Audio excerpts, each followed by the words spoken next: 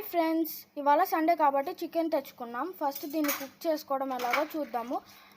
Wash చేసుకొని ఉప్పు కారం పెట్టుకొని 3 విజిల్ వచ్చిందాకా ఉడికించుకోవాలి. తిరుగుమాత కావాల్సిన ఐటమ్స్ వచ్చేసి చిన్నుల్లిపాయ, అల్లం, చిన్నుల్లిపాయలు, టమాటా ఉల్లిపాయలు పేస్ట్ వేసుకొని కొబ్బరి పాలు తీసుకోవాలి.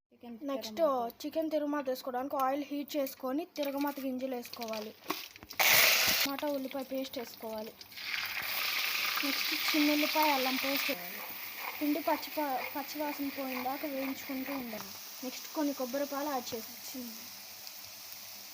తర్వాత కొద్దిగా కారం మీ రుచికి సరిపడే సాల్ట్ వేసుకోవాలి. 2 స్పూన్ల పచ్చిత్తనాల పేస్ట్ కూడా వేసుకుంటున్నాను. నెక్స్ట్ ఈ కుక్కర్లో ఉన్న చికెన్ అంతా బాండీలోకి చికెన్ యాడ్ చేసుకొని కొద్దిసేపు మసాలాలన్నీ మిక్స్ అయ్యేదాకా ఉడికించుకోవాలి. ఇప్పుడు కొంచెం లవంగ చెక్క పొడి యాడ్ చేసుకోవాలి. ఇప్పుడు మళ్ళీ కొద్దిగా ధనియాల పొడి యాడ్ చేసుకోవాలి.